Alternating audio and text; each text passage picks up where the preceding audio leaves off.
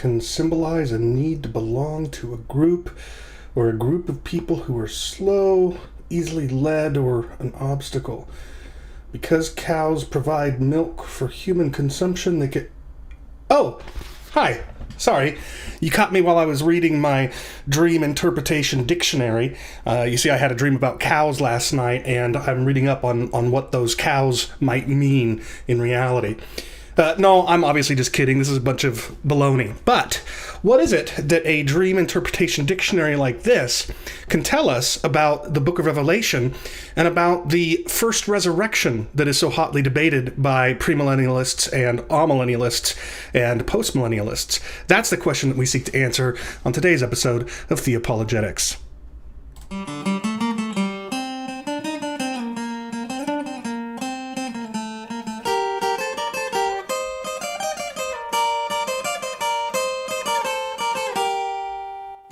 Hi, this is Chris Date, and welcome to Theopologetics, where every other week I discuss a wide variety of theological issues and show how a properly biblical worldview can help defend the historic Christian faith from its critics. Join me as we think through what we believe and why we believe it, and not something else. Today's episode is going to be a bit of a long one. By the way, my name is Chris Date, if you don't already know, and this is Theopologetics, a show where I discuss theology, that's the theo part of the name Theopologetics, and apologetics, the apologetics part of the name Theopologetics. And today we're going to be looking at the first resurrection, as the scene is called by John in the book of Revelation, chapter 20, verses 4 and 5. And I'm going to make the case that premillennialism is simply wrong, that it misunderstands Revelation 20, that first resurrection. But I also think that typical amillennialist and postmillennialist interpretations are wrong as well, and I hope to resolve that debate decisively by the time today's show is over. It's going to be or at least it could be a bit of a long one, so if for some reason you're watching live right now and you don't think you're going to be able to stick around till the end, that's okay. Hi, Susan. Thanks for joining us. If you're watching live and you can't stick around to the end, that's totally okay. Go ahead and just resume where you left off when the show gets archived after the live stream. Now, I wanted to say a couple of things before I do dive into today's topic, though. First of all, I recently received a very gracious donation from a viewer/listener, and it reminded me that back when I did this as a podcast only, some 10 years ago, I did take donations to help me to afford to be able to continue to do the show. Those of you who know that I'm also a regular contributor to Rethinking Hell will know that Rethinking Hell also takes donations, but if you, for some reason, aren't comfortable supporting our mission at Rethinking Hell, but you are comfortable supporting what we're doing here at Theopologetics, then maybe you would like to consider helping me out with the technology and the server, renting and those various kinds of things that go into making Theopologetics a reality. If that's you, and if not, that's totally okay, but if that's you, I would be grateful, and you can just make an easy PayPal donation at the email address on your screen, theopologetics@hotmail.com. So yeah, that's just, I'm not going to say any more about it, just I'd appreciate any help that you can offer. I'm going to keep doing it even if I don't get any donations, but it was a nice, encouraging thing to receive that one. The second thing I wanted to mention is that I am, so far, this YouTube show has been a every other week live stream, and that's going to continue. I'm not going to change that. But I do intend to start having off-schedule pre-recorded episodes of Theopologetics on a variety of issues. And one of those issues, or one of the things that I recently decided I want to start doing, is teaching first-year undergrad Hebrew in seminary quality, first-year Hebrew, here in episodes of Theopologetics off schedule, for those of you who might be interested in refreshing some of the Hebrew study that you've already done, or maybe learning it from the beginning.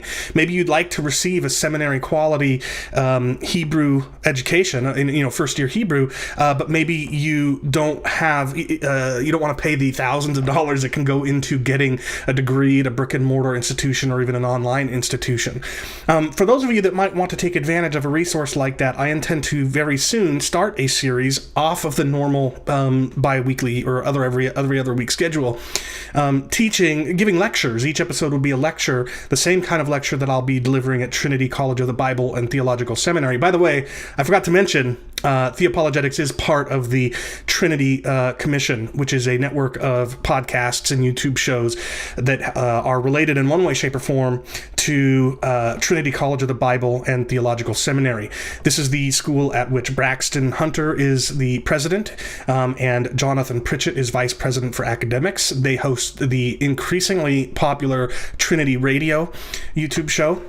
And it's also where Leighton Flowers of Soteriology 101 teaches. It's also where Tim Stratton teaches, and a number of others, including least of all myself. I intend to, and in the work, in preparing to teach Hebrew and some other classes at Trinity. But if you don't want to pay the money that would go into getting a whole degree, maybe you are just interested in getting, developing a little bit of an ability to read the Bible in its original languages, then maybe you just want to watch a YouTube series for free, but you still want something that's seminary quality. If that's you, then just be on the lookout in this channel for episodes of Theopologetics called Theopologetics Extra, and I will have a series of those that will be undergrad, first year seminary quality, undergrad Hebrew, one lecture per episode. They'll range from 45 minutes to an hour and 15 minutes or something like that, but they will be really, what I think is really high quality. I intend to make them some of the best out there if I can. So be on the lookout for those if that's you. Now, the mention of these Hebrew lectures that I'm going to be doing is a nice segue into a conversation that I had this morning. It's about 20 minutes that I wanted to share with you if you're one of these people that maybe wants to be better equipped to read the Bible in its original languages. I'll say no more, but I'll be back after this short 20-minute conversation that I had this morning. I hope that you find it useful. Here we go.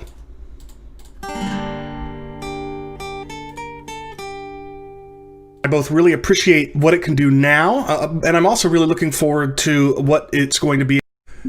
I'm joined today by Kevin Grosso, founder of biblingo.org, a program that's seeking to make the biblical languages easier to learn. I've started using Biblingo myself, and I both really appreciate what it can do now, and I'm also really looking forward to what it's going to be able to do in the future. So I asked Kevin to join me so that he could help me to tell you viewers why you might want to give Biblingo a shot. So Kevin, thank you so much for joining me today. I really appreciate it. Thanks for having me. First, can you summarize for me and viewers your education and your experience in the biblical languages so that we know that you're someone with extensive firsthand knowledge of studying the languages? Yeah, so my background is linguistics. So I did my MA in linguistics from a small school in Dallas, Texas called Dallas International University now. So I did my MA in linguistics with an emphasis in Bible translation. And now, currently, I'm a PhD student in Israel, doing my PhD in Hebrew. And my main focus is syntax and semantics. I do both Greek and Hebrew. So I recently had an article published on the Pistis Christou debate that some people might have seen. So I basically try to use the tools in theoretical linguistics to come to a better understanding of the text, right? So I've learned to speak Biblical Greek and Biblical Hebrew here in Jerusalem at the Police Institute and taking other classes.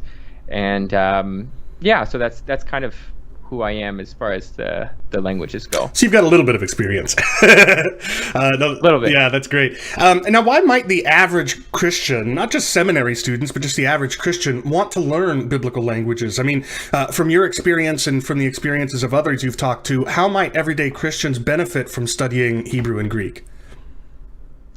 Yeah, that's a great question. So it's something that I think as Christians we often don't give as much weight to. Compared to other religions. So, in Islam, for example, people want to learn Arabic, and even if they don't understand Arabic, they'll learn the Quran in Arabic. And the same goes for the Jewish people. They're very proud of learning Hebrew, and they want to know Hebrew, and they don't want to read a translation. And I think the biggest barrier for a lot of like everyday Christians is just that it's viewed with this sort of mystical, like I can't possibly understand Greek and Hebrew. It's just so hard. Like it's just not true. They're languages just like any other language, and humans are built to learn and use languages. And I think at the end of the day, if you're given the right resources and the right tools, and you just start to learn and use the languages in meaningful ways, then you'll learn them.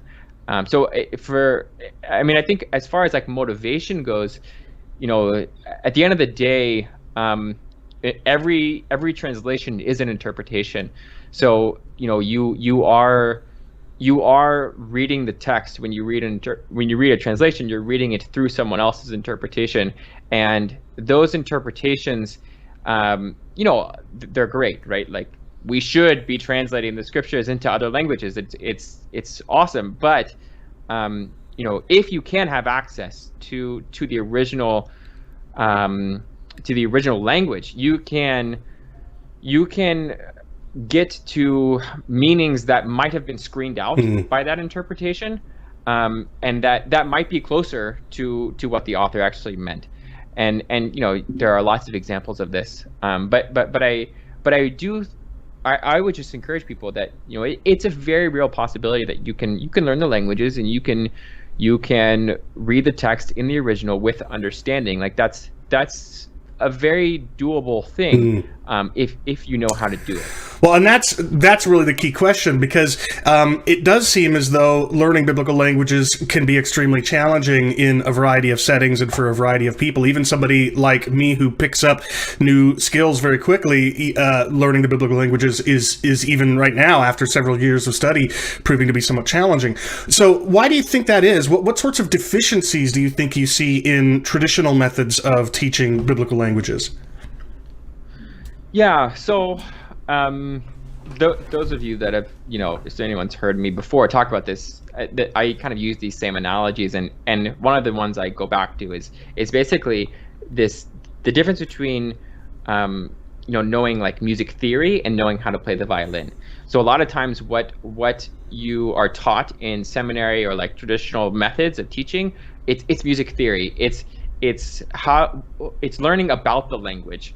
And that's a different thing than learning a language. So if I meet someone on the street and I ask them what's the passive participle of break in English, most people won't be able to tell you what a passive participle is, and they won't tell you what the form is, right? But they use it all the time.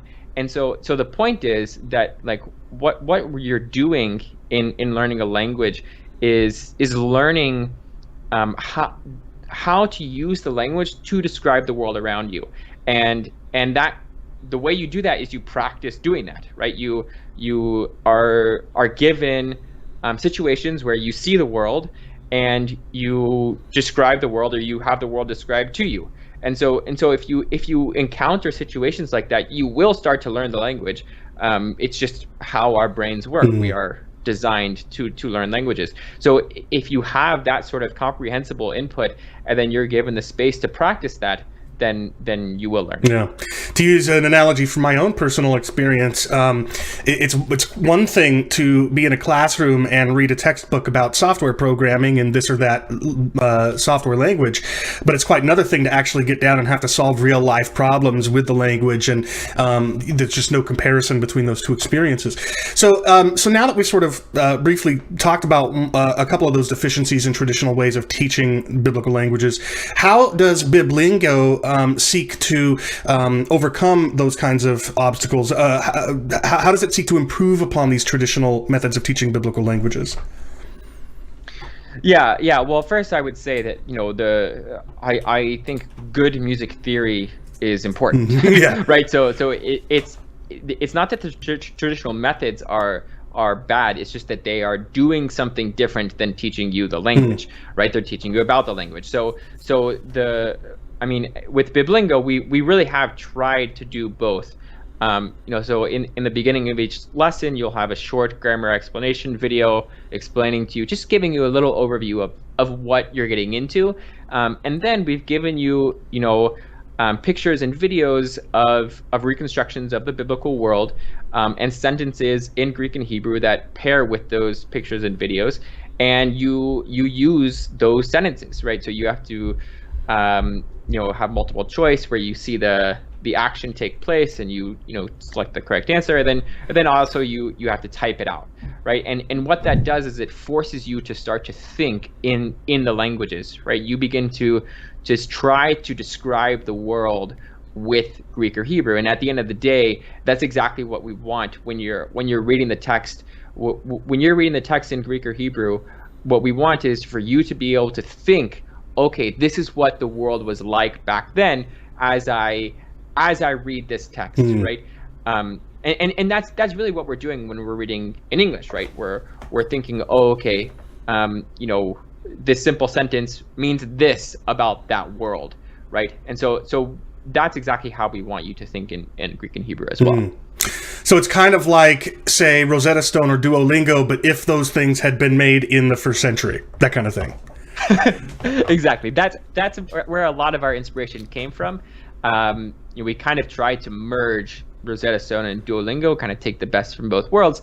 And then also our Bible reading module is based on the software Link, if you're familiar with that. I'm not, but that was what I was going to ask you next, was that it's not just these language lessons and alphabet lessons features that you've got, and also, by the way, flashcards as well, that you can handle in different ways, but you've also got this Bible reading thing, and as far as I can tell, it's sort of integrated with, or it incorporates the progress that you as a user have already been making in the language lessons. Can you unpack this Bible reading feature for us a bit?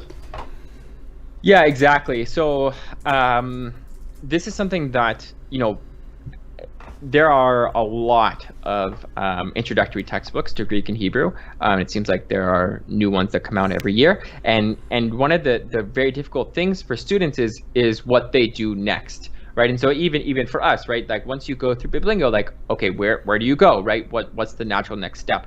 Well, the natural next step for people is, getting into the text. But part of the problem with getting into the text is, you get the question, which text, right? Which chapter? Where do I start? And so what we've tried to do is we've tried to make this, an easy bridge to getting into the text. So what you can do is you can order the words order the text, based on the amount of words in that chapter. So you can say, give me the chapter where I know the most words, and we've been keeping track of all the words right, that you've been learning in our language learning module. So then you can basically go through the whole New Testament or Old Testament based on the chapters or books that the most vocabulary in. So it's just a customized graded reader of the entire Bible. Yeah. And then as you're going through that text, the words are highlighted in different colors based on whether you know the word or not, or how well you know the word. And you can click on the word and add it to a flashcard deck, and it changes the color, right? And so basically, we're just keeping track of all of this information for you so that you can go through text in a way that makes sense for you. Yeah, that's really awesome. I'm really big fan of this. What are some of the options that you make available in Biblingo for making it flexible and accommodating each individual user's particular needs? I mean, so for example, and I'm sure there are other these you can talk about, but you don't have just one specific pronunciation that you use. You actually give users the option to pick from multiple. So tell us about these kinds of things. Yeah, so this is one of the big issues, especially in Greek, is okay, each resource has its own pronunciation, and so we just said, hey, we're going to be totally agnostic when it comes to the pronunciation. We're going to try to give you as many options as you could desire. So in Greek, we have 4 options. We have the modern pronunciation, Erasmian, reconstructed Koine, and what's called like reconstructed high Koine. And so there's, we have explanations for what those are exactly. And then for Hebrew, we have a biblical pronunciation and a modern Hebrew pronunciation. And then, in our you don't differentiate between Sephardic and Ashkenazi or whatever. I've gotten that question like 2 or 3 times, and I'm like, the reason why we're doing so many in Greek and not many in Hebrew is because, I've gotten it 2 or 3 times for Hebrew. We get it all the time in Greek. And at the end of the day, like, most people don't know what Sephardic sure. are. Yeah. And then the other thing, we actually just added this very recently to the Bible reading module. We allowed have a feature now where you can like basically bulk archive words. And so basically, like, if you go through mounts, right, and okay, I know all the words in the Bible with the frequency 30 or 40 times or greater, right? Now you can tell our software, okay, I know all of the words 30 or 40 times or greater, and you can just start there with that text. So it allows you to come from other textbooks in a way that makes sense. Yeah, very cool. Now, I am at a school where I'll be teaching undergrad first year Hebrew and possibly Greek. And I'm very excited about the prospect of possibly integrating Biblingo a little bit into the classroom. But there are some challenges with that. Like, so for example, if the course that I'm teaching is going through, say, Basics of Biblical Hebrew, Pratico and Van Pelt, it's going to have the grammar and concepts taken in a particular sequence, in a particular order. And of course, the vocabulary is going to be taught in a particular order as well. And that's not necessarily going to line up one-to-one with the Bible lessons in Biblingo. So how do you think that professors can integrate Biblingo into a classroom where they're already taking students through one grammar or another? Yeah, that's a great question, and something we've talked a lot about internally. I will say in the long run, like we're working on a lot of things to integrate these kinds of things. So one of the things is right now in the flashcard module we have like a preset deck group. So if you or some other teacher said, hey, like I have to use this textbook, this is what I've been doing, or I don't even have time, to change at this point, it's too late. What we can do is we can basically add in all of the basics of biblical Hebrew flashcards, chapter by chapter into the database so that they get, the pictures and the audio with those flashcards, but they have it now in the order of the textbook. So that's something that we already have in there. We just haven't had the bandwidth to like actually put in like all the textbooks. But that is something that like, if you or whatever other teacher said, hey, like I really need this done, I would use it for my classroom, like we would just try to prioritize that. The other thing we are actually just we're just developing right now, and we're hoping to get out in the next month or two are we're calling fluency drills. So basically it will just be these drills that allow you to practice paradigms in a way that will help build fluency. And so in theory, what you could do is you could practice those paradigms based on the order of a different textbook, right? Instead of going through the language learning module in our progression, you could do it, in whatever textbook you were using. So those are the two biggest things. And then obviously, like if you're in an exegesis class, that would be where you would learn use the sort of Bible reading module and like getting into the text. Right. I was really intrigued by what you said there about paradigms, because a lot of viewers may not even know what you're talking about there. But when you have a let's say the Kal stem, for example, in Hebrew, one of the things you're taught very early on in verbs in Hebrew is the 10 different conjugations in the Kal stem, right? So the first person, second person masculine, second person feminine, and so forth. And the way of memorizing this is very often just you memorize this table in a particular sequence, and you just remember that in this order in the sequence it's second person plural or whatever. But that's not how we do language in real life. So I'm really intrigued to see how you improve upon memorizing paradigms. I think that's going to be really cool. One feature that I am hoping you guys are working on, and I just don't know, I'm interested to hear the answer to this question, but it seems like there's a real opportunity here for something I can pull up on my phone, and not just in a browser, but an actual app. Is that something that you guys are working on? It is in the future. Okay, all right. So I mean, honestly, in the immediate future, what we're working on is these fluency drills, a reading comprehension, like sort of graded reader exercises, and then a student dashboard, and then the next big thing will actually be a desktop app. And the reason why we're doing desktop before mobile is just because there are specifically Bible translators in different parts of the world that can't use it because of the internet right now. And so we're going to prioritize that just because of that's where we are. But we're hoping by mid to late next year we'll also begin to do a mobile app as well. Awesome. Well, I'll look forward to that. And in the meantime, I'll make very good use of the browser, the thing you load up in a browser. Okay. Well, as we start to sort of draw this to a close, can you talk a little bit about what pricing might look like for people that are interested, and do you have some sort of a free trial that they can experiment with? Yeah. So there's a 10-day free trial.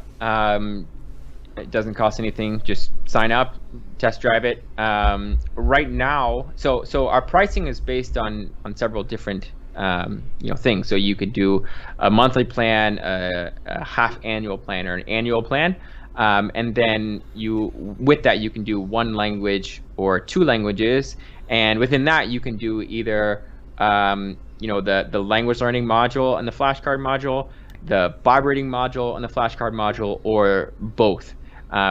So there's all these different plans. Basically, if you want to do like the language learning module and for one language, and the flashcard module, it starts at $18. If you want to do everything we have for both languages, it starts at $40 a month, and obviously it goes down if you if you extend the length to annual, or it goes down per month, right? And then, but right now we're doing a big Black Friday, Cyber Monday sale for the rest of this week. So every monthly plan is 30% off. The half annual plan is 40% off, and all the annual plans are 50% off. But you have to provide a coupon code in order to unlock the deal, right? Yeah. So can you tell our viewers what code to use if they want to unlock those deals? Yeah. Or do you not know them off the top of your head? So that isn't my jurisdiction. I see. I think it's save 30, but if you have a maybe you can put it in the description. I'm happy to send I it to you will. after. I will. And yes, it is. It is save 30 with no space, save 40, and save 50. I've got the email from Nick right here. So yeah, I encourage people to check that out. And today we're recording this, and I'm going to air this on Monday, November 30th. You said it goes through the rest of this week, so it ends on Friday, December 4th. Is that right? Right. Okay, cool. And then also, I think you've got a friend referral program as well. Can you talk a little bit about how that works? Yeah, basically, we're just trying to, give people incentive to tell their friends to learn Greek and Hebrew. So basically, the way it works is you get a code, and you, give that code to your friends. If they activate their trial, so if basically they go to a paid subscription, then you get $5 off. Your next purchase. So not just the referrer, but the referred as well, I think, right? Right. Yeah, right. Very cool. And viewers, if you want to take advantage of that deal, and I'm, by virtue of this show, the one who's referring you, feel free to email me at the email address you can see on the screen, and I'll give you my code, and we'll each benefit from that deal. So yeah, hopefully viewers will check that out. And also, one thing you said that I think is really fantastic. You said if somebody activates a subscription after taking advantage of the free trial. I say that because you might have experienced this. A lot of places, when you do a free trial, you supply your payment information up front, and you have to opt out, and it just automatically kicks on if you don't. But I was very pleased to see that you don't go that route. You don't ask for the payment information until it's time to activate a subscription, and I thought that was really admirable. So thank you for that. Last question: where can my viewers go online to find BibLingo and get signed up and get started if that's something that they're interested in doing? Yep, biblingo.org. So not .com, but .org, and there's free trial buttons everywhere. And like Chris said, you don't have to put in your payment information, but you'll be reminded. It's very easy to do it if you want to. And then you can get Chris his $5 and get your own $5 discount. And get your own $5. Yeah, it's not just me who benefits. And give us a little bit. That's right. Give BibLingo a little bit as well. All right. Well, Kevin, it's been a blast. I really am thankful for what you and the rest of the team there at BibLingo are doing, and I'm really excited about seeing what sorts of things BibLingo makes possible in the future. Thank you for spending this time today. I really appreciate it. Thank you. It's been a pleasure. So I hope that you enjoyed that, and even if you didn't enjoy it, hopefully it at least got you a little bit interested in perhaps giving BibLingo a shot. Again, the website is biblingo.org. It's very similar to Rosetta Stone and Duolingo. I've started to use it, and I'm really enjoying it so far. And as Kevin and I talked about there toward the end of the recording, they do have a Black Friday deal / Cyber Monday deal that lasts until this coming Friday, December 4th. So if you want to save 30% on a monthly payment plan, or 40% on a half-yearly plan, or 50% on an annual plan, you can enter the word SAVE 30, SAVE 30 without a space, as a coupon code at checkout, or save 40 if it's a half-yearly plan, or save 50 if it's an annual plan. I think it'll be well worth your while. So make sure you start your free trial like right away, so you have a few days to try it out before you run out of time to use that coupon code. And if you do decide to activate a subscription and you want to get $5 off by taking advantage of the referral program, then please don't hesitate to email me at the email address on your screen, theopologetics@hotmail.com, and I will email you back with my activation code. I won't deny that I like the prospect of saving, getting $5 off of my credit, to my plan with everyone I refer. But really, it's an opportunity for you as well. And I really believe in what BibLingo is doing. And so I would love for you to support them if learning biblical languages is something that you intend to do. So I just wanted to play that and get that out of the way, and now we will dive into the topic at hand today, which is the book of Revelation. All right, so let's switch over to the topic at hand. Hi Blake, thanks for joining us for the live show. I don't know if you just arrived. If you did, you missed a really cool interview with the founder of biblingo.org. So check that out. Maybe after the show, you can go back and watch the first 20 minutes and see that interview. All right, let's dig into the book of Revelation. Now, in a previous episode of Theopologetics, I introduced those of you viewers who aren't already sort of familiar with the theological lingo. I introduced you to the topic of eschatology, the study of the so-called end times.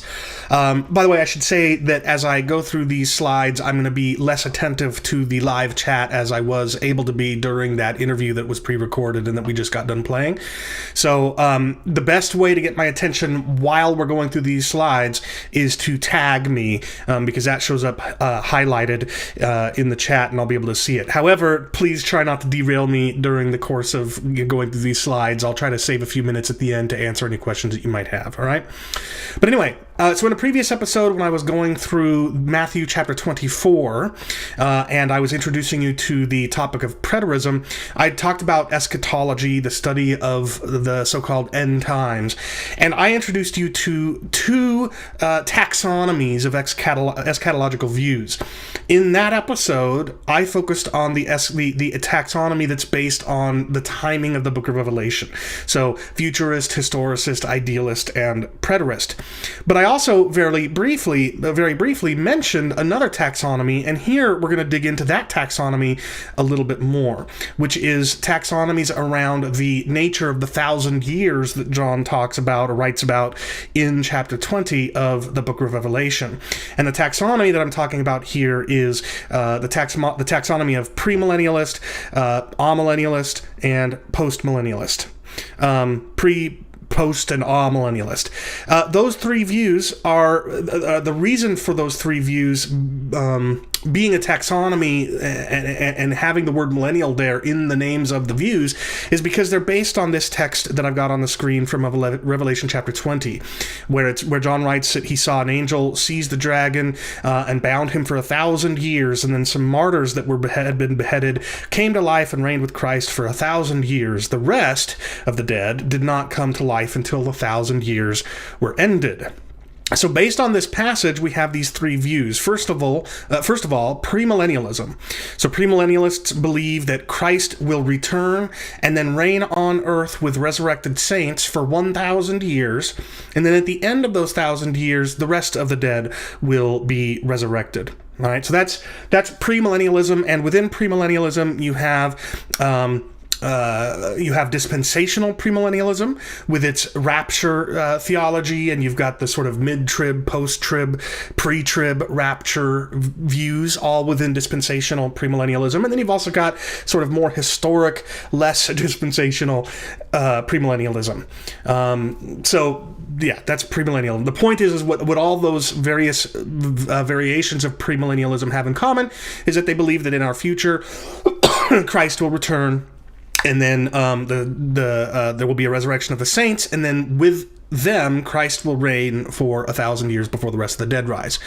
Then there's postmillennialism, and there's some variations within postmillennialism as well, particularly if you contrast Reformation era postmillennialism with modern postmillennialism. But basically, postmillennialists would say that there will be 1,000 years, or maybe we're in the middle of a period of time symbolized by 1,000 years, and during this period of time, there will be worldwide Christianity on earth. And then after that period of 1,000 years, a golden age of the church, a golden age of Christianity or whatever, then Christ will return and there will be the resurrection of the dead and so forth.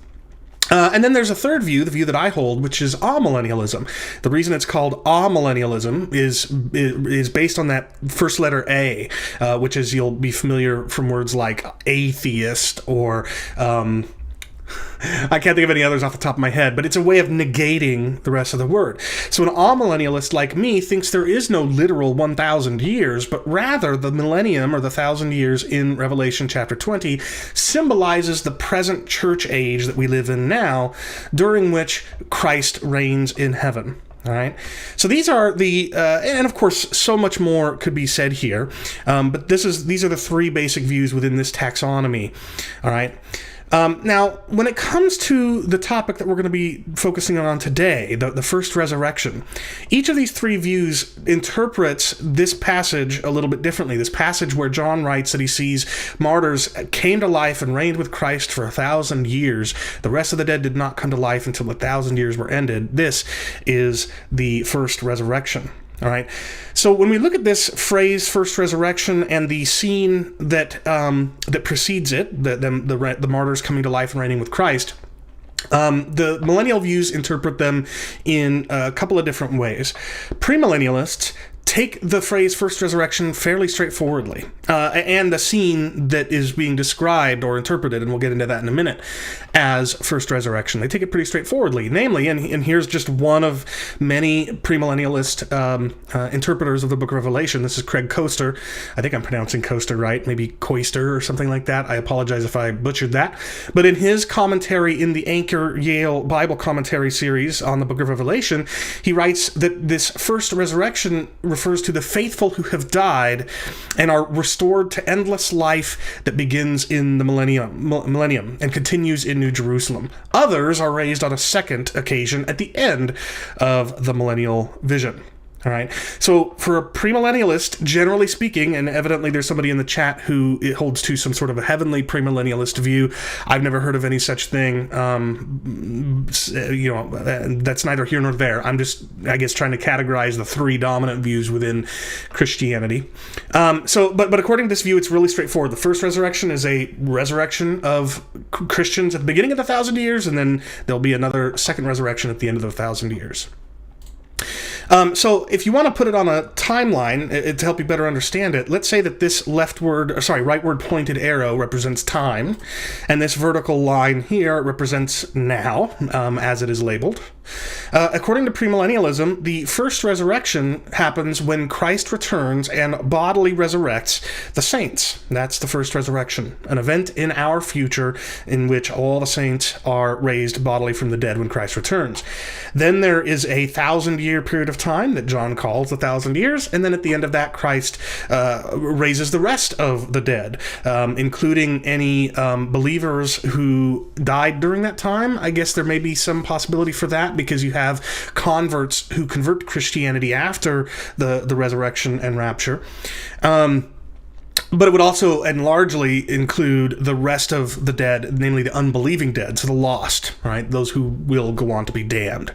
So this is a fairly typical, I would say, the dominant premillennialist view, and it encapsulates both historic and dispensational premillennialisms.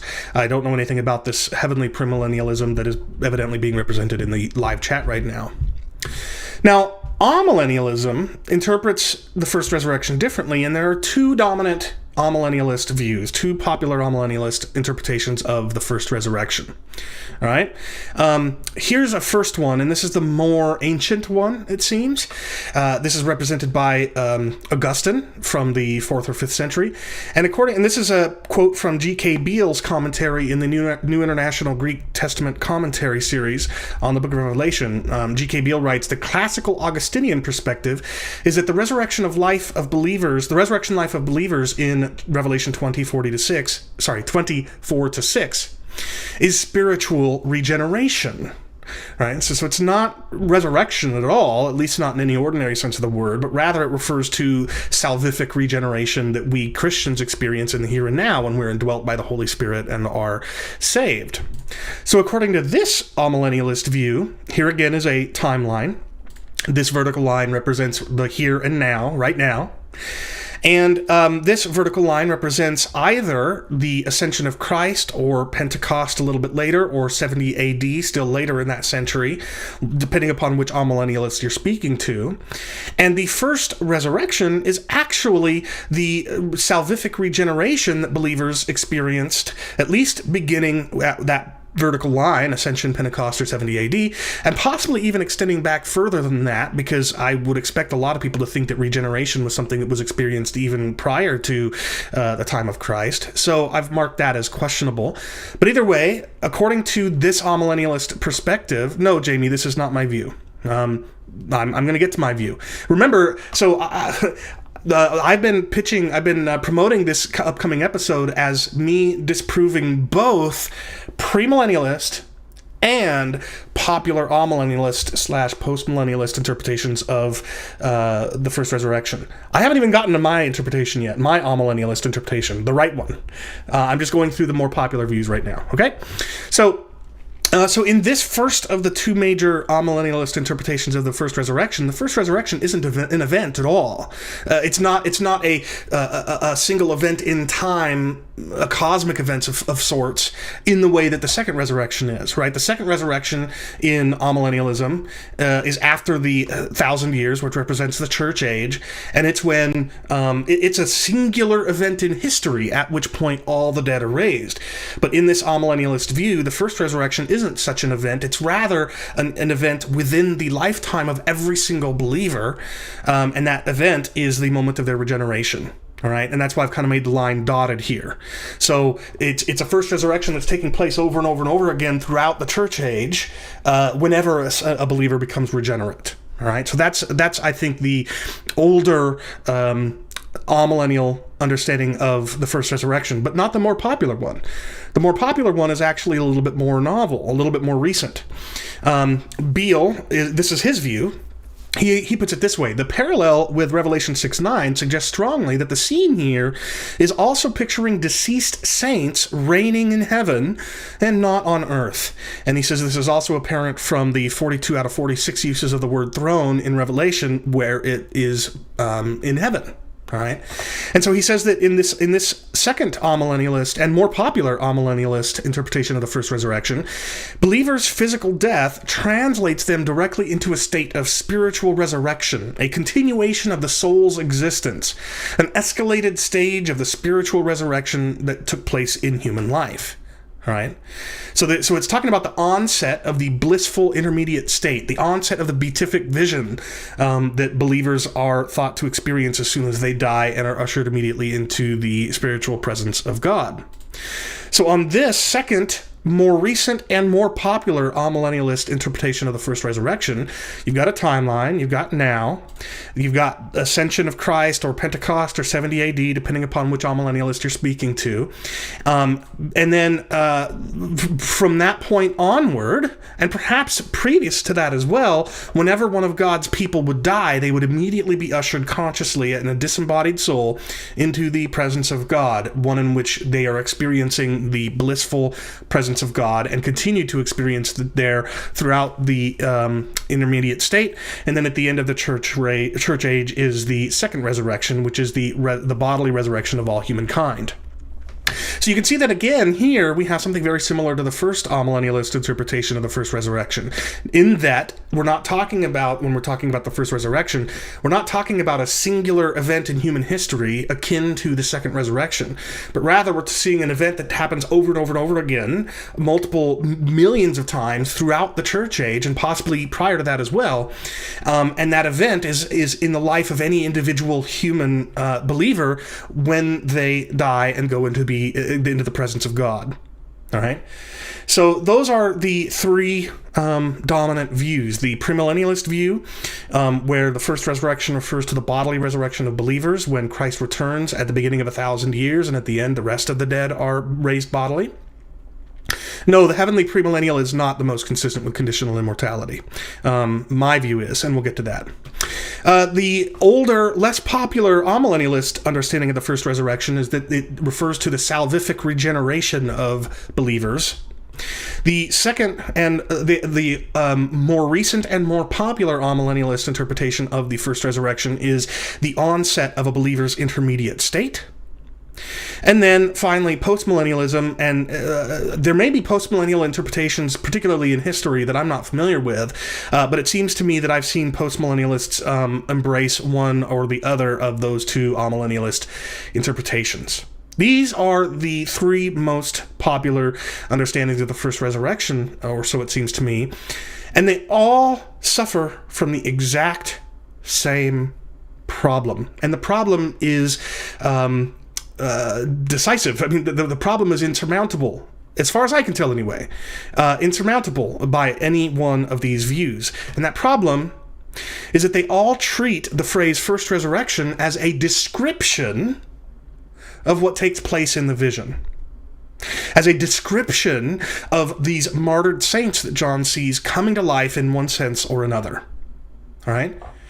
Now, that may not seem like a problem to you, but it is, and I'll show you why.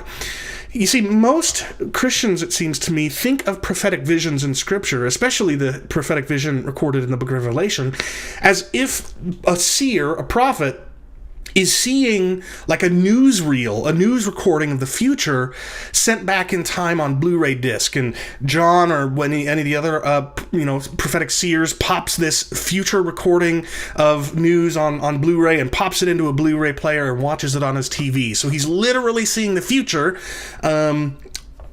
as if watching it unfold on TV. Or you might think of it this way: it's akin to a diviner, a spiritist, looking into a crystal ball and seeing the future in the crystal ball. In this picture that I put up on the screen, I think there's a football game or something, and so it's as if this spiritist is looking into the crystal ball and seeing the results of a future football game, so you can bet on it or something like that, right? Whatever sort of analogy you want to use, these capture the major misunderstanding that most Christians have of the nature of biblical prophetic imagery. And the reason they're misunderstanding it is because in the Bible, seers, biblical prophets, when they see the future, are not actually seeing the future. That might seem a little blasphemous or sacrilegious or something like that, but it's not, and I'll explain what I mean. I'm not saying they're not seeing something that represents the future. I'm just saying what they're seeing is not actually the future. Rather, in Scripture, what seers, prophets receiving visions of the future, what they are receiving is something more like what you saw me pretend to be doing when I started the show, looking at a dream interpretation dictionary. What seers are doing is seeing a vision in which the future is foretold by means of symbols of various sorts. And so I was reading from this book that you see on the screen right now. When the show started, I was reading from its entry on cow. And it explains that cows are slow-moving and can symbolize obstacles, lethargy, or laziness. They're docile and mostly harmless, so a cow in your dream can symbolize a passive or docile nature, and etc. Now, just to be clear, I'm offering this only as an analogy. I'm not saying that dream interpretation dictionaries are actually helpful, or anything like that today. I think they're bogus. But the point is that what the dream interpretation dictionary type of thing helps us to realize, or helps us to grasp, is the notion of seeing something seeing something in reality, but not. But presented in the form of symbols, right? In the same way that you might have some sort of psychological thing going on that allegedly is being interpreted by your brain and presented in your dream in the form of a symbol, like a cow, in a similar way, all throughout Scripture, when seers see the future, what they are seeing is symbols. Those symbols represent real future events, but they are not seeing those events. They are seeing symbols that represent future events. And to prove that, I'm going to go through what may turn out to be, depending upon how long I talk on each of these, a lengthy survey in Scripture, culminating in the very book that we're talking about today, the book of Revelation, but beginning with the paradigmatic dream interpreter, which is the word for which is oneirocritic. And who is the Bible's paradigmatic dream interpreter, the Bible's paradigmatic oneirocritic? It's Joseph. You can see this all the way back from at least as early as Genesis 37.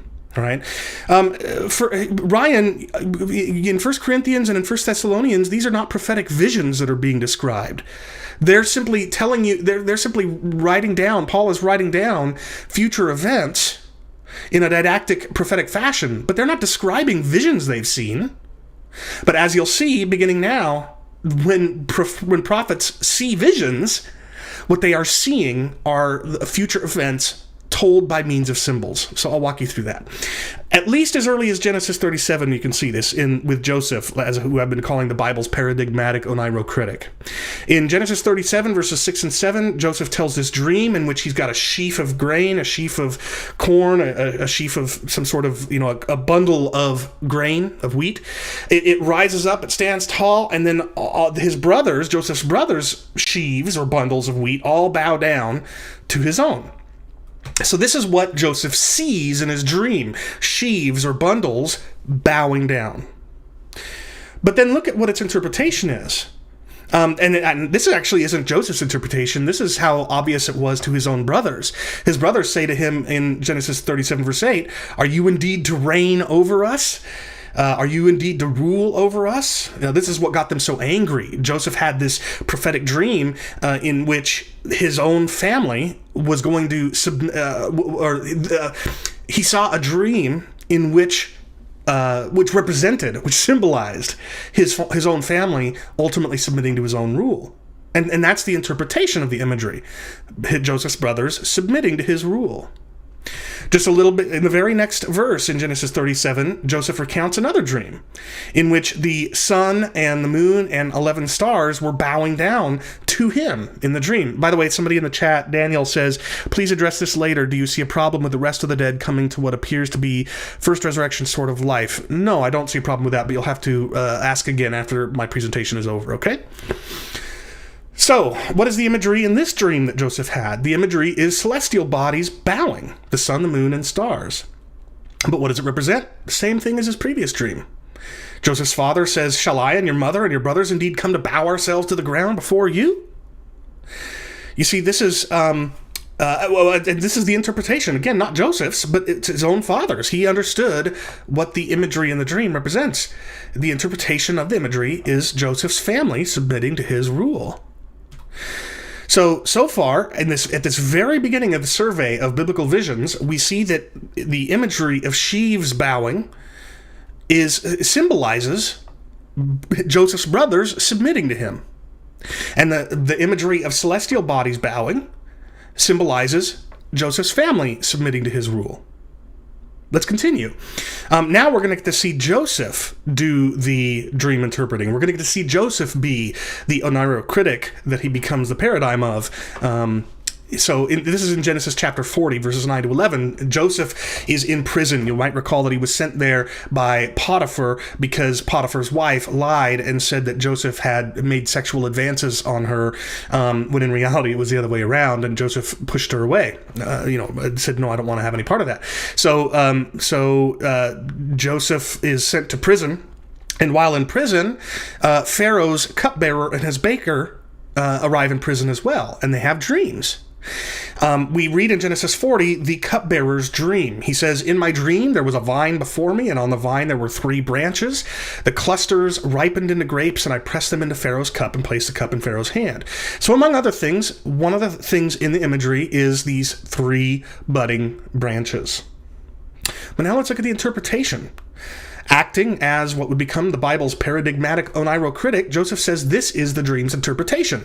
The 3 branches are 3 days. "In 3 days, Pharaoh will lift up your head and restore you to your office, and you shall place Pharaoh's cup in his hand as formerly when you were his cupbearer." So what is the interpretation or the meaning of the 3 branches in the dream? 3 days. The same is true of the baker's dream. The baker goes on in Genesis 40 to describe his own dream. "There were 3 cake baskets on my head, and in the uppermost one there were all sorts of baked food for Pharaoh, but the birds were eating it out of the basket on my head." What is the image? 3 bread baskets or cake baskets. What is its interpretation? Well, Joseph says it. This is its interpretation. The 3 baskets are 3 days. "In 3 days, Pharaoh will lift up your head from you and hang you on a tree, and the birds will eat the flesh from you." So what is the meaning or interpretation of the 3 bread baskets? 3 days. So again, continuing this list of biblical visions that we've begun going through, we see that the symbol of 3 budding branches represents 3 days in reality. And so likewise, 3 cake baskets in the baker's dream represent 3 days. After his time in prison, Joseph will go on to interpret the dreams of Pharaoh. So in Genesis chapter 41, Pharaoh dreams that he was standing by the Nile. 7 cows, attractive and plump, come up out of the Nile, and they are feeding in the reed grass, and then 7 other cows, ugly and thin, come up out of the Nile and eat up the 7 attractive, plump cows. So, what do we see here? We see the imagery of 7 cows. Jamie asks in the live chat, how did Joseph know? He had a gift. He had a divine gift. Pretty simple. So, in Pharaoh's dream, he sees 7 cows. Then let's see what its interpretation is. Joseph goes on to explain. He says the 7 cows, the 7 good cows, are 7 years. The 7 lean and ugly cows are also 7 years of famine. 7 years of great plenty, and after them 7 years of famine. So what do 7 cows in the imagery symbolize? They symbolize 7 years. Again, Pharaoh dreams in Genesis 41. He dreams a second time. 7 ears of grain, plump and good, and after them sprouted 7 ears, thin and blighted by the east wind. And the thin ears swallowed up the 7 plump, full ears. This is the same series of future events told by different symbols. Same underlying future reality. Very different symbols. Previously, it was the symbol of 7 cows. Here, it's the symbol of 7 ears of grain. What is its interpretation? The 7 good ears are 7 years. The 7 empty ears, blighted by the east wind, are also 7 years of famine, etc. So what is the meaning of these 7 ears of grain? 7 years. So, again, we have the image of 7 cows in the dream, in the biblical vision, but it symbolizes 7 years. And 7 ears of grain in the vision symbolize 7 years. Are you starting to see the pattern here? Well, don't worry, it continues. Let's move on to another Oneiro critic, not quite as paradigmatic as an Oneiro critic as Joseph, but nevertheless, something of a paradigmatic Oneiro critic. I just love that phrase, that's why I keep saying it, paradigmatic Oneiro critic. Daniel is who I'm talking about here, and the picture on the screen right now is the dream that Nebuchadnezzar has, one of the dreams that Nebuchadnezzar has, and Daniel is interpreting it for him. That dream is recorded in Daniel chapter 2. Daniel describes for Nebuchadnezzar the dream that he had seen, and he says this: "You saw, O king, and behold, a great image or statue. The head of this image was of fine gold, its legs of iron, etc., etc. A stone was cut out by no human hand, and it struck the image on its feet of iron and clay and broke them." And then it goes on. So what is the image here that I want to focus on? A statue's gold head. What is its interpretation? Well, Daniel answers it. "Now I will tell the king its interpretation." Daniel begins in Daniel 2, verse 36, and then continuing through 38. "You, O king, you are the head of gold." So the statue's golden head in the vision symbolizes a nation's present king. Let's continue. This is another dream that Nebuchadnezzar has, and this is recorded in Daniel chapter 4. Nebuchadnezzar recounts to Daniel, "The visions of my head as I lay in bed were these. I saw and behold a tree in the midst of the earth, and its height was great. The tree grew and became strong, and its top reached to heaven, and it was visible to the whole end of the whole earth." So what is the image here? A great tree. But what is its interpretation? Well, we keep reading. Beginning in verse 19, Daniel says the interpretation, "The tree you saw, which grew and became strong, etc., etc., it is you, O king, who have grown and become strong." So the tree is you, O king. The tree is the image. The nation's present king is its interpretation. So again, we're seeing the pattern continue. A statue's gold head is the symbol that is seen by the biblical seer. The nation's present king is that which is symbolized by that golden head. And likewise, the seer sees a great tree, but it's interpreted as symbolizing the nation's present king. Another couple of examples from Daniel, and then we'll turn to John in the book of Revelation. This is from Daniel 7, and now Daniel's no longer going to be he's no longer going to be an Oneiro critic for another person. He's going to be the seer this time, and it's going to be interpreted for him. So let's read. Daniel 7, beginning in verse 1, "Daniel saw a dream and visions of his head as he lay in his bed. He sees 4 great beasts come up out of the sea, different from one another, and a 4th beast, terrifying and dreadful and exceedingly strong." This 4 great beasts is the image in Daniel's vision here. But what is its interpretation? Well, a little bit later in Daniel 7, an angel interprets it for him. Beginning in verse 16, the interpretation of the things. "These 4 great beasts are 4 kings who shall arise out of the earth. As for the 4th beast, there shall be a 4th kingdom on earth. It shall devour the whole earth and trample it down." So, the image was 4 great beasts. What is its interpretation? 4 kings or kingdoms. Another vision that Daniel has is in chapter 8, beginning in verse 1. A vision appeared to me, Daniel, and I saw a ram standing on the bank of the canal. It had 2 horns, and both horns were high, but one was higher than the other, and the higher one came up last. So the image here is of a ram with 2 unequal horns. What is its interpretation? Well, an angel tells Daniel in verse 19, I will make known to you what shall be. As for the ram that you saw with the 2 horns, these are the kings of Media and Persia. So what does the ram with 2 unequal horns symbolize in reality? The Medo-Persian Empire. The empire, the collaboration between Media and Persia, one of which, the ruler of one of which would have been a little bit higher than the other, that kind of thing. So again, continuing this pattern we're seeing, you've got the image, 4 great beasts, symbolizing 4 successive kingdoms, and the kings that rule over those. Ram with 2 unequal horns is the symbol, and what it symbolizes is an empire, the Medo-Persian Empire. This pattern seems to be pretty consistent, and this is just a sampling. All right? But now let's turn to John, another oneirocritic. He does some of his own interpretation in the book of Revelation, and I'll show you those. But at other times, his vision is interpreted by an angelic vision, an angelic visitor. So let's go through John's vision. This begins in the very first chapter of Revelation, beginning in verse 12. On turning, John writes, I saw 7 golden lampstands, and in the midst of the lampstands one like a son of man. In his right hand he held 7 stars. So the image here that I want to focus on is 7 lampstands and stars. By lampstand, we're talking about not like a single shaft with a light on top like we're familiar in today. These would be talking about the menorah, right? The 5-branched, 7-branched menorah that there would have been a gigantic one of in the temple. But that's the imagery here: 7 lampstands and stars. What is its interpretation? We don't have to try and figure that out. Thanks be to God, John interprets it for us. In verse 20, as for the mystery of the 7 stars... Actually, I think this is Jesus speaking, not John himself. Revelation 1:20, as for the mystery of the 7 stars and the 7 golden lampstands, the 7 stars are the angels of the 7 churches, and the 7 lampstands are the 7 churches. Now, we could talk about whether these are actual angels or just the more sort of grassroots meaning of the word angelos, meaning messenger. Same with malach in the Hebrew. It means messenger, but it very often refers to angels. The same is true of the Greek word angelos. It sometimes refers to angels, often does, but it just more fundamentally means messenger. So the image is 7 lampstands and 7 stars. What is the interpretation? 7 angels or messengers and their churches.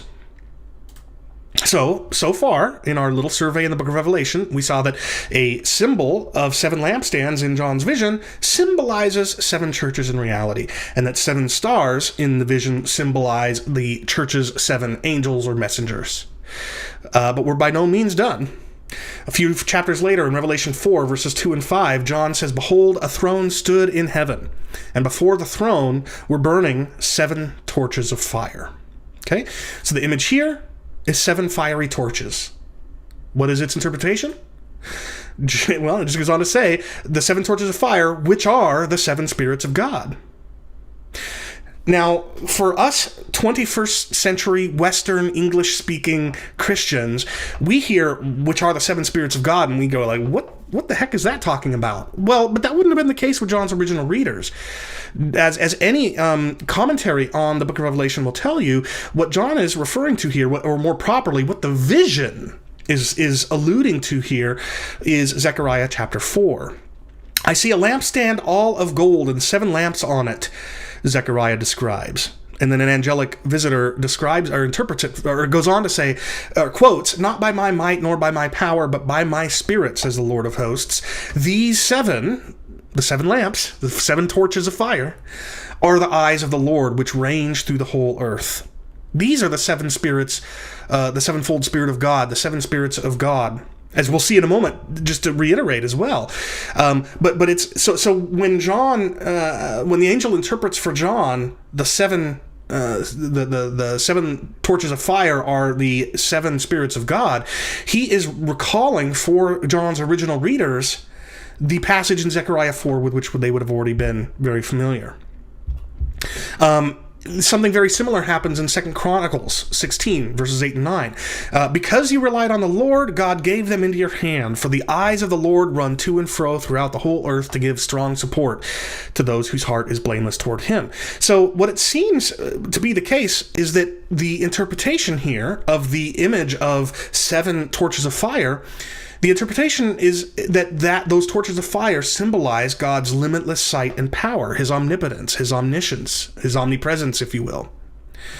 And we see something very similar just a little bit later in Revelation 5:6. Between the throne and the 4 living creatures and among the elders, I saw a lamb standing as though it had been slain, with 7 horns and with 7 eyes. Again, we have an image of a lamb's 7 eyes. I should have said 7 horns as well. But it goes on to say, which are the 7 spirits of God sent out into all the earth. There again is that reference to Zechariah 4. So the interpretation is God's limitless sight and power. Now, you might think I'm going a little bit too far by saying that the interpretation is God's limitless sight and power. But at the very least, the interpretation is the passage from Zechariah 4. I don't know what you're asking me, Jamie. I'm sorry, and I'd rather wait to field questions until the end if possible. So at the very least, what is seen in John's vision are 7 fiery torches, and then again 7 eyes on the Lamb. But the interpretation are these 7 spirits depicted in Zechariah 4. All right. And then another passage, Revelation 5, verses 6 and 8. I saw the 4 living creatures and the 24 elders fell down before the Lamb, each holding a harp and golden bowls full of incense. The image here is golden bowls of incense. What is its interpretation? Golden bowls full of incense, which are the prayers of the saints. So the interpretation of the bowls of incense is that they symbolize Christians' prayers. So we continue to build out this list. We see that the 7 fiery torches that John saw in his vision, and the 7 eyes on the Lamb, they symbolize the 7 spirits that were described and seen by Zechariah, which themselves appear to symbolize God's omnipotence, his omniscience. But even if you don't want to take it that far, at the very least, the point of this is not fiery torches and lamb's eyes at all. Those are symbols representing the 7 spirits that John's readers would have been familiar from Zechariah 4. And then golden bowls of incense John sees in his vision, and those are interpreted as symbolizing the prayers of the saints. Still not done. Revelation 11, I was told, rise and measure the temple of God and the altar and those who worship there. I will grant authority to my 2 witnesses, and they will prophesy for 1,260 days clothed in sackcloth. So the image here are 2 prophetic witnesses. What is its interpretation? I will grant authority to my 2 witnesses, the text goes on to say. These are, that is the 2 witnesses, are the 2 olive trees and the 2 lampstands that stand before the Lord of the earth. Again, we 21st century modern English-speaking Westerners don't know what this reference to 2 olive trees are, but John's readers were. They would have recognized it from, drum roll, Zechariah 4 again. Verse 11, what are these 2 olive trees on the right and the left of the lampstand? And then verse 14, these are the 2 anointed ones who stand by the Lord of the whole earth. And as every commentary I consulted says, those 2 anointed ones, or sons of oil, I think is what the literal rendition of the Hebrew is there, represent Zerubbabel and Joshua, the governor and the priest. So these 2 witnesses, these prophetic witnesses in John's vision, symbolize God's royal and priestly agents. All right?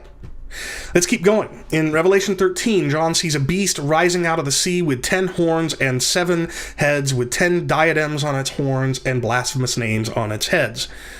The symbol here are a beast's heads and horns. What is its interpretation?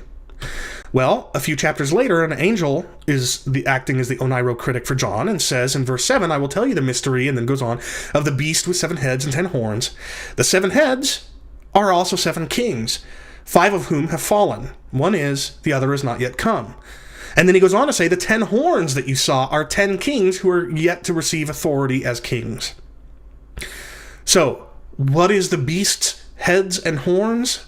What do those in the vision symbolize in reality? Kings past, present, and future. John's past, present, and future. So we continue to build this list. What do these 2 prophets, these 2 prophetic witnesses in John's vision symbolize? God's royal priestly agents, which in the book of Revelation is all of God's people, who've been made a nation of priests and kings from every people, tribe, tongue, and nation. And what do a beast's 7 heads and 10 horns in the vision symbolize in reality? Past, present, and future kings.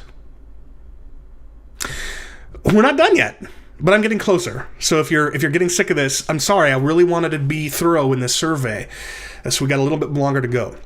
In Revelation 17, "Come," an angel tells John, "I will show you the judgment of the great prostitute who is seated on many waters."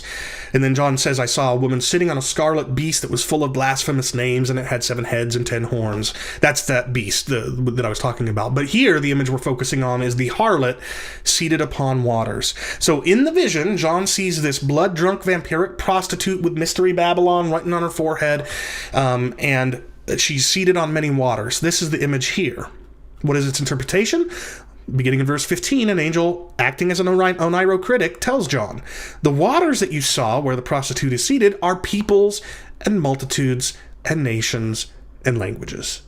And the woman that you saw," this is verse 18, "is the great city that has dominion over the kings of the earth." So that image of the blood-drunk vampiric prostitute seated on the waters, what does this represent?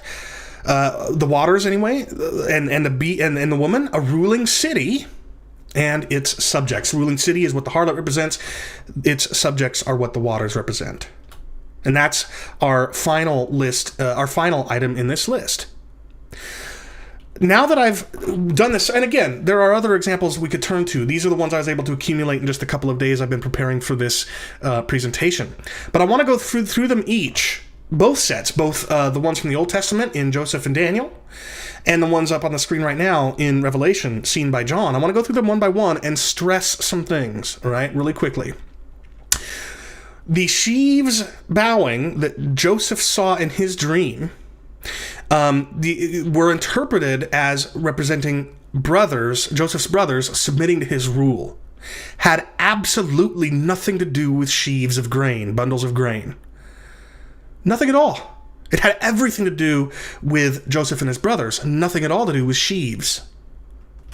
The celestial bodies, the sun and the moon and the stars that Joseph saw in his second dream. The interpretation was his family submitting to his rule. You know what it had nothing to do with? The sun, the moon, and the stars.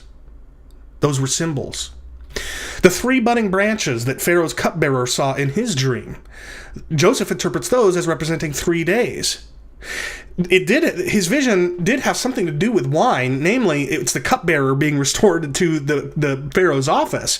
But the branches have nothing at all to do with what it represents in reality. They're just symbols that Joseph interprets as representing 3 days. Likewise with 3 cake baskets. The only thing that the fact that these were cake baskets or bread baskets had to do with with what they symbolize in reality, the only thing that they had to do with bread or with cake was the fact that we're talking about the Pharaoh's baker. But the baskets themselves, nothing at all to do with what the symbols represent in reality. The 7 cows that Pharaoh sees in his first dream. The 7 cows, the first good ones, and then the second set of bad ones. Those symbolize, according to Joseph, 7 years. First 7 years of plenty, and then a second 7 years of famine. You know what the future had nothing at all to do with? Cows. Especially not with cows eating other cows, right? The cows were just a symbol. Joseph, who does he symbolize? Joseph doesn't symbolize anybody. Joseph is a real-life person. So I'm not sure what you're talking about there, Jamie. Joseph is the real-life person.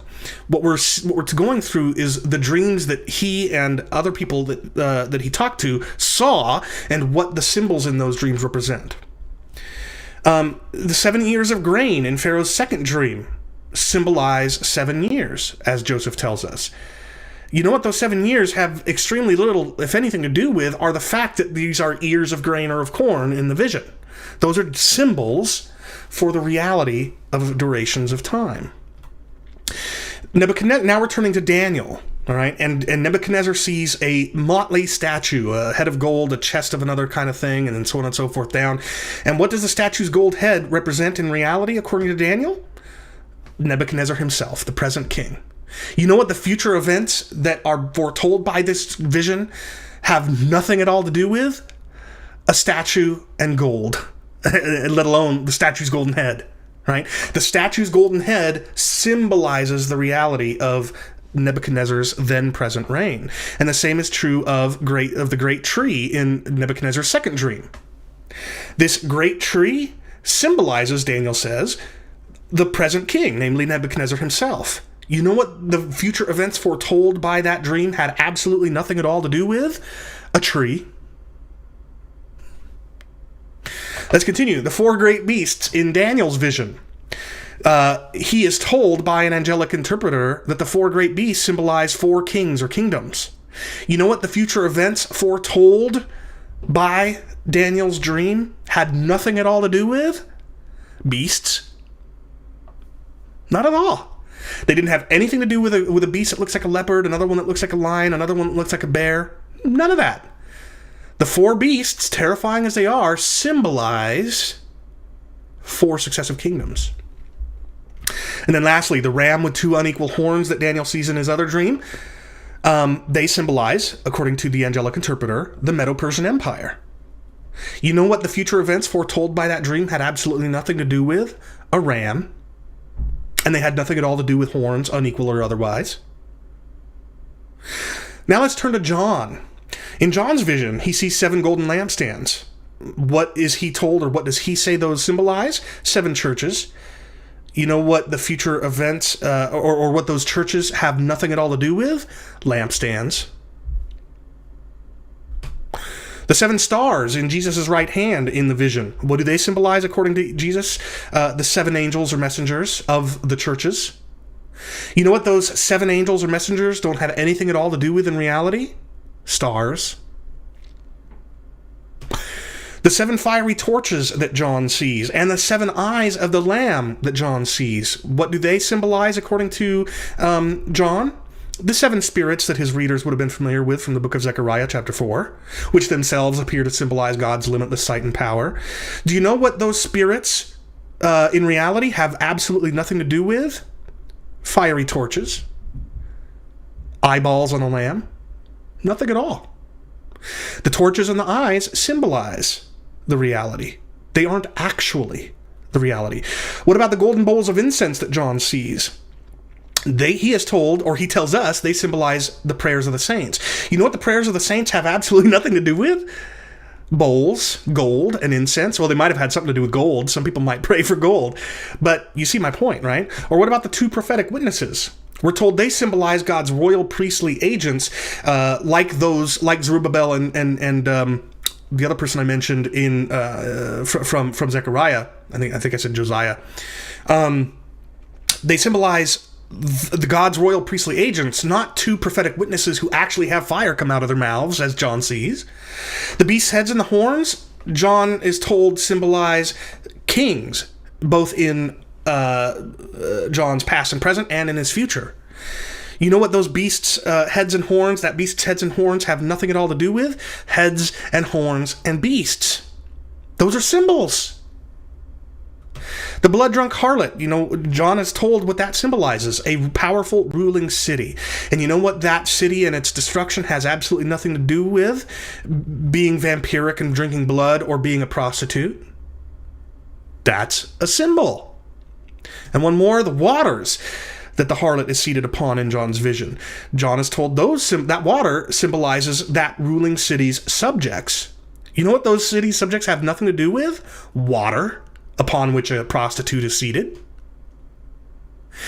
I'm hoping, I've belabored this point a lot, because it seems to me self-evident and obvious that there are 3 things that all of these and other examples in Scripture all share in common. Firstly, what a seer or prophet sees in a prophetic vision in Scripture symbolizes the future. It isn't actually the future.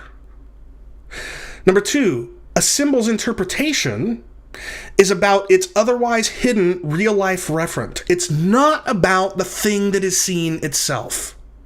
Right? So there's what the prophet sees, and there's its interpretation, but the interpretation has to do with what the symbol represents. It doesn't have to do with the symbol itself. And lastly, interpretation points seers and their readers to realities with which they were already familiar, or realities with which that would have already been recognizable to them. All right? Now, what does all of this past 40 minutes or whatever that I've been going through, what does all of this have to do with the first resurrection of Revelation chapter 20? Well, let's return to that passage now. Verses 4 and 5, I saw those who had been beheaded because they refused to take the beast's mark, etc. I saw these martyrs. They came to life, or lived, is probably the more literal Greek translation, or translation of the Greek. They came to life or lived and reigned with Christ for 1,000 years. The rest of the dead did not come to life until the 1,000 years were ended. So what is the imagery in John's vision? Risen martyrs reigning with Christ for 1,000 years before others rise from the dead as well. That's the image. Martyrs that have been raised from the dead, or at the very least are alive, and are reigning with Christ for 1,000 years before the rest of the dead 1,000 years later. That's the symbol, the thing in the image, the thing in the vision that John sees. What is its interpretation? This is the first resurrection. That's the interpretation. Now remember what we looked at before. When we summarize the three things that we can learn from these numerous examples of prophetic visions and their interpretations. Firstly, what we can learn, we can apply what we've learned to this passage in Revelation 20. We can by saying that the risen martyrs reigning with Christ symbolize John's future. It's not the future itself. If it did, this would be an extreme exception to the way that biblical prophetic dreams work all throughout Scripture. No, the risen martyrs reigning with Christ in John's vision symbolize John's future. It isn't the future itself. That's number one. Number two, as interpretation, the phrase, the first resurrection, is about what this scene symbolizes. It's not about the reigning martyrs themselves. And lastly, first resurrection is a concept that must have been familiar or recognizable to John's original readers. And I want to talk about this third point first, or most importantly, that the first resurrection was an interpretation that was familiar or recognizable to John's readers. Because here's the thing. That word resurrection, you will find no places in Scripture, or as far as I can tell, the intertestamental literature, where that word refers to any of the amillennialist interpretations that we looked at before. You will find nobody using the word resurrection to refer to either regeneration or to the onset of the beatific vision in the intermediate state immediately after death. So first resurrection as a phrase and as a concept would have not been familiar to John's readers as a picture of regeneration or of the onset of a blissful intermediate state. You want to know what John's readers would have recognized first resurrection as? The answer is right there in Scripture. Let's look at first John chapter 11, verses 25 to 26. You know who is the resurrection? Christ. I am the resurrection, he says, and the life. Whoever believes in me, though he die, yet shall he live, and everyone who lives and believes in me shall never die. Notice not only that Jesus is here calling himself the resurrection, but he's also saying that by virtue of his resurrection, everyone who is in him will likewise be raised. But more importantly than this are the next passages I want to look at. Acts 26, verse 22 and 23. Paul is standing before King Agrippa, and he's defending himself. He's on trial, and he says, I stand here testifying, saying nothing but what the prophets and Moses said would come to pass, namely, that the Christ must suffer, and that by being the first to rise from the dead, he would proclaim light both to our people, the Israelites, and to the Gentiles. What is the first resurrection? Christ. Or Christ's is the first resurrection. 1 Corinthians 15, verses 20 and 23, Paul says, in fact, Christ has been raised from the dead, the first fruits of those who have fallen asleep. But each in his own order, Christ the first fruits, then it is coming those who belong to Christ. Again, what do we see? We see firstly that Christ is the resurrection, specifically the first resurrection, and we see that his resurrection is what guarantees the future resurrection of those who are in him. Colossians 1:17-18, Paul says, Christ is before all things, and in him all things hold together. And he is the head of the body, the church. He is the beginning, the firstborn from the dead, that in everything he might be preeminent. He is the first resurrection, or his is the first resurrection. And Revelation itself, at the very beginning of the book that we're looking at, John is greeting his readers, and he says, grace to you and peace from him who is and who was and who is to come, from Jesus Christ, the faithful witness, the firstborn of the dead, and the ruler of kings on earth, who made us a kingdom, priests to his God and Father. Again, we see Jesus as the first resurrection right here, or at least his resurrection is the first resurrection, and we see that by virtue of his resurrection and our union with him, we are kings and priests to his God and Father.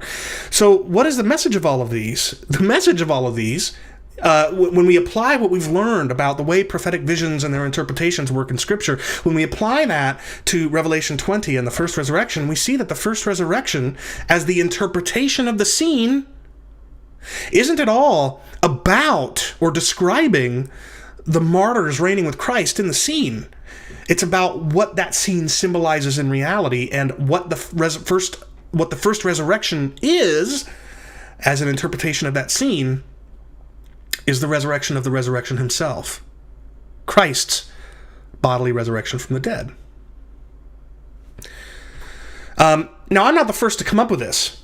The best person I found that represents this view is Philip Edgecombe Hughes.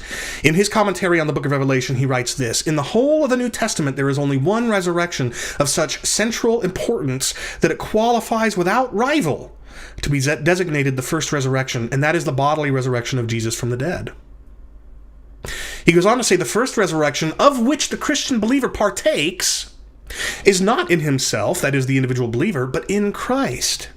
They have a part in the first resurrection, which is not their resurrection, but the true bodily resurrection of the incarnate Son.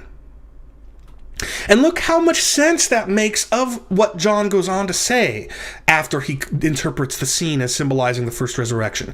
He goes on to say, blessed and holy is the one who shares in the first resurrection. Over such, the second death has no power, but they will be priests of God and of Christ, and they will reign with him. You remember what we just looked at a moment ago at the very beginning of Revelation 1? Jesus Christ, the firstborn of the dead, who's made us a kingdom and priests. Remember what we looked at in John 11? I am the resurrection. Everyone who lives and believes in me shall never die. So when we get to, so when John says blessed and holy is the one who shares in the first resurrection, that is the event symbolized by the scene of martyrs reigning in heaven with Christ. Blessed and holy are those who share in the first resurrection, because over them the second death has no power. They will not die a second time. They will be priests of God and of Christ and will reign with him. It's obvious. It fits perfectly. And Hughes goes on to say, it is because of their participation in the resurrection of Jesus that the second death has no power over them. There is no second death for him, Christ, and therefore no second death for those who by grace are one with him. Philip Edgecombe Hughes is the best exponent of... He's articulated this the best, as far as I can tell. But he's not the only one. G.K. Beale, the amillennialist, whose interpretation of the first resurrection I've told you is wrong, it is wrong, but he does offer this alternative. He says in his same commentary, he says these parallels, the ones that we just gone through, John 11, Acts 26, 1 Corinthians 15, Colossians 1, Revelation 1, he says these parallels to Revelation 24-6 are too close to be coincidental, but imply that the first resurrection is Christ's resurrection, with which saints are spiritually identified. David Chilton, still older than G.K. Beale's commentary, in his commentary on the book of Revelation called The Days of Vengeance, he likewise writes, there is thus to be a resurrection at the end of history, but before that final resurrection there is another, a first resurrection, the resurrection of Christ, the first fruits. So I'm not alone in seeing this. Philip Edgecombe Hughes, G.K. Beale, and David Chilton all see this connection as well. I'm assuming there are others, but I've not yet done enough historical research to know. And that'd be something I'd welcome from you viewers, is to see if there are other examples, especially in the ancient church, of people understanding the first resurrection this way. But something I want to stress here is that the case I've made for first resurrection being an interpretation of the imagery is enough to establish that what Hughes and Beale and Chilton are here saying is true. I'm sorry, you premillennialists, you're wrong. The first resurrection has nothing to do with saints being raised bodily from the dead or with saints reigning in heaven. Nothing at all. The first resurrection is Christ's resurrection.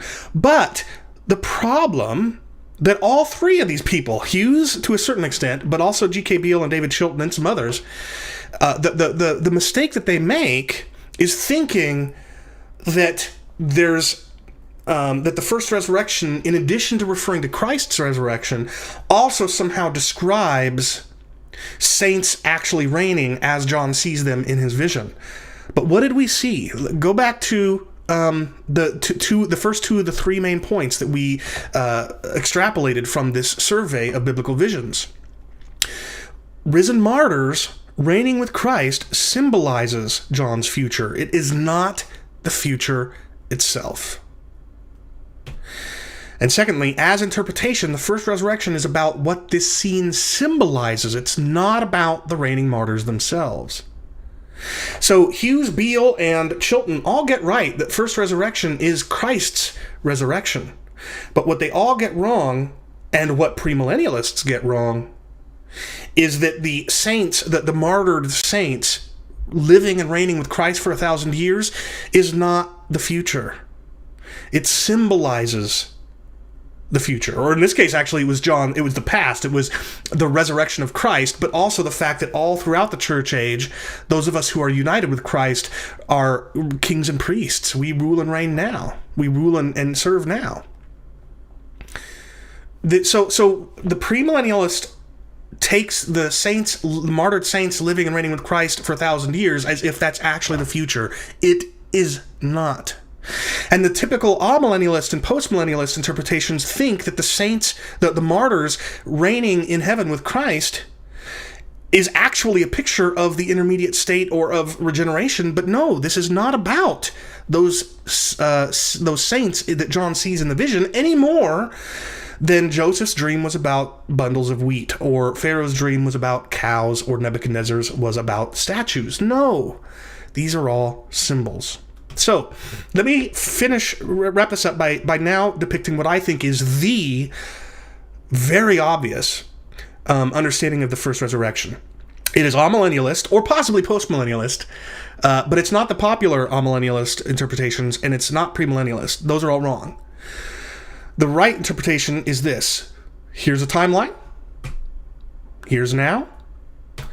In the past was the first resurrection, which was Christ being raised bodily, in which Christians throughout the church age participate by virtue of our union with Christ. And at the end of the church age, the second resurrection, which is the humankind, the bodily resurrection of all humankind. This, what is on the screen right now, is what the first resurrection actually is. It's Christ's resurrection. Premillennialism is wrong. I mean, it doesn't mean that it's like heresy or anything. And I know I'm being a little bit hyperbolic, a little bit confident, maybe more so than I should be. But, I mean, you've seen how these visions work all throughout Scripture.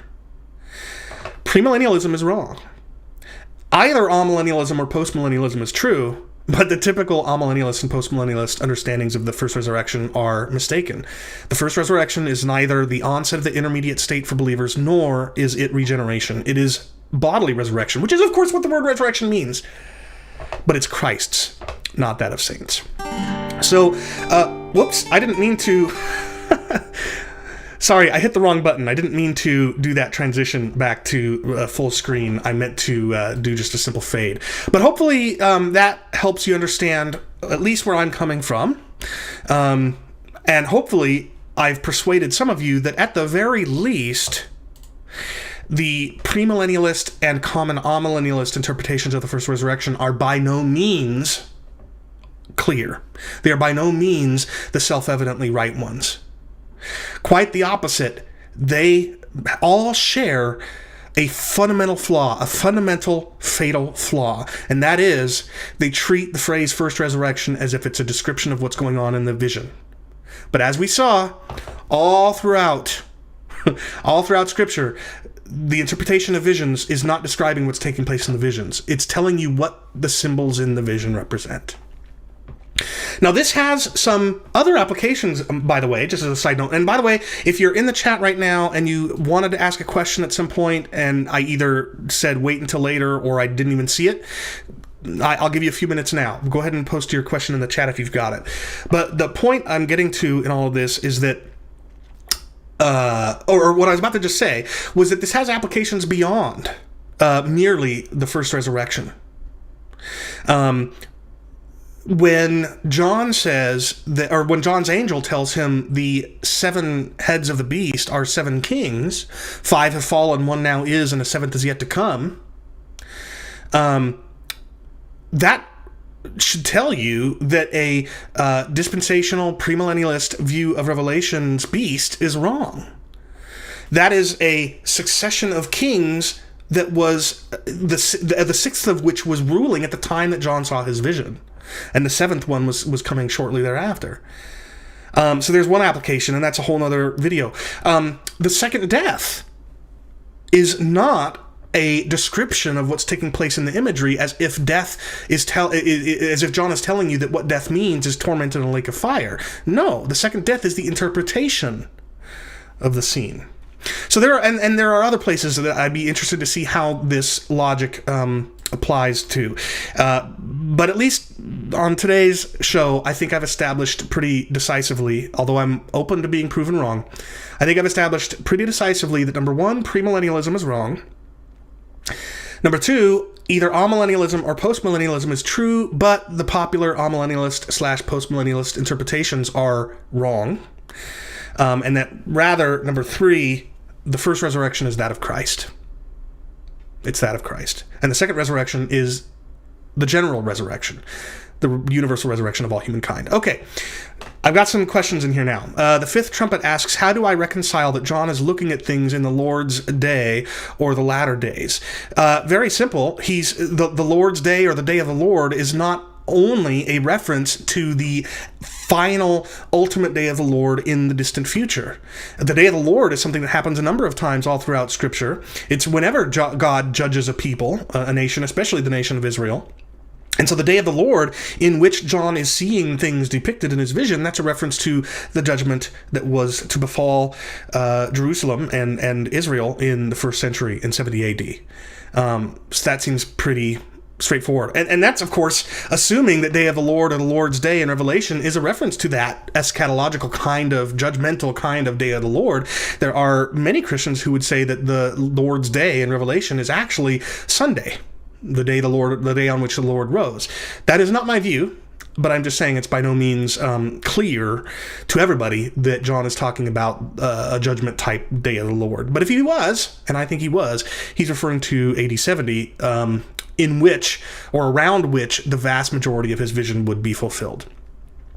Blake says, so when Christ returns, according to this interpretation, believers and non-believers are resurrected? That's exactly right. That's exactly right. Jamie says, Paul says we shall judge angels, but in your view and timeline of application of the things we do now as reigning with Christ suggests this ruling and reigning with Christ is a present truth. It is a present truth, but what isn't the truth of at least what is being depicted and interpreted in the book of Revelation is that reigning and that we're doing is in the intermediate state or something like that. No, we are kings and priests now. Now, whether or not that's what it means that we will one day rule over angels or judge angels is a whole other question, and frankly, probably not, I would say. I think that the judging angels is something that awaits fulfillment in our future on the last day. But the point is that yes, this ruling and reigning with Christ is indeed a present truth. And you know what? Christ himself, the New Testament itself says so. You are seated in the heavenlies with Christ.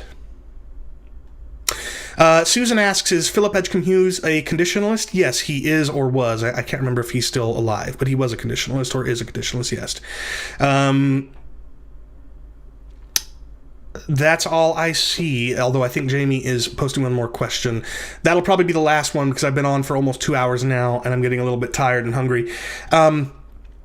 But hopefully, here's another one. Daniel Reloaded says, Chris, do you think it's possible that the 1,000-year limited lifespan which the pre-flood patriarchs approached but failed to reach has any prophetic significance in your view? No. I don't think it's impossible that there's some relevance there. I just don't think there is. Yeah, I don't know what to tell you, Daniel. Sorry I couldn't be of more help. Jamie, I'm still watching to see if you have a question in your upcoming comment. But anyway, hopefully this was helpful. Again, I don't really expect to have convinced every premillennialist or every amillennialist or postmillennialist who holds to one of those wrong interpretations I went through earlier. But I do hope to have at least given you pause, caused you to think, even if you don't ultimately share my view, I do want you to take seriously this reality that is all throughout Scripture, that biblical prophets, when they see prophetic visions, are not seeing the future. They are seeing symbols that symbolize the future. And phrases like, this is the second death, this is the first resurrection, the 7 heads or 7 kings. Sorry about that. These are not descriptions of what's taking place in the imagery. These are interpretations.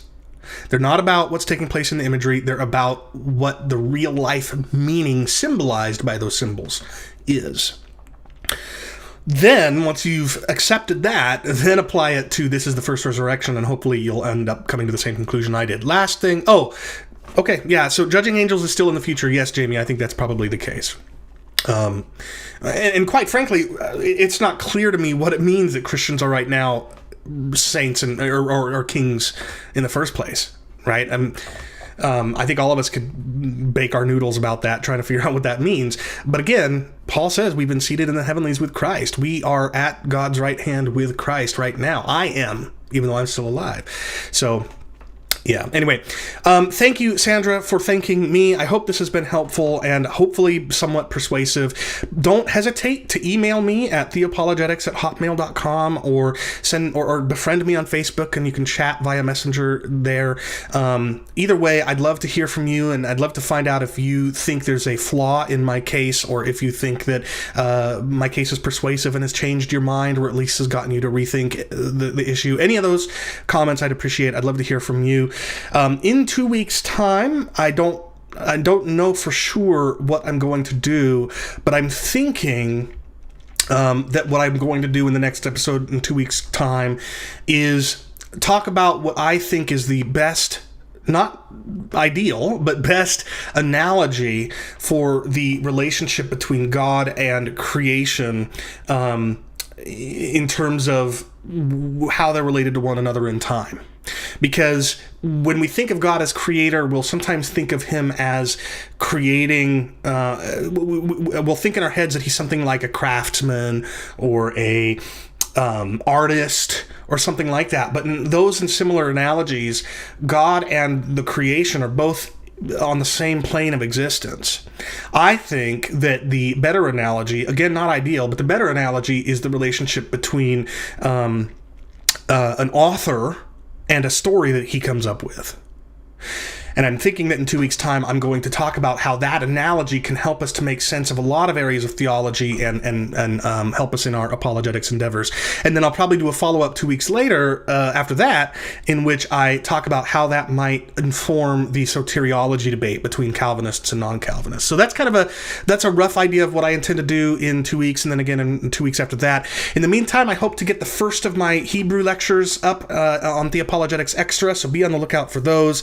Don't forget, you have until the end of this week, December 4th, to take advantage of those Black Friday, Cyber Monday deals at biblingo.org, and I very highly recommend it. At the very least, go there today, sign up for a free trial, try it out for a couple of days, and if you like what you get there, sign up and email me, again, theopologetics@hotmail.com, right here on the screen, and I'll give you my activation code, or my referrer code, and that way we can both get $5 credit. Hopefully all that's been helpful. Come back 2 weeks' time. It'll be Monday, December 14th, the day after my 41st birthday. Monday, December 14th at 6 p.m. Pacific, 9 p.m. Eastern, for the next episode of Theopologetics. Thanks for joining me, and I'll see you next time.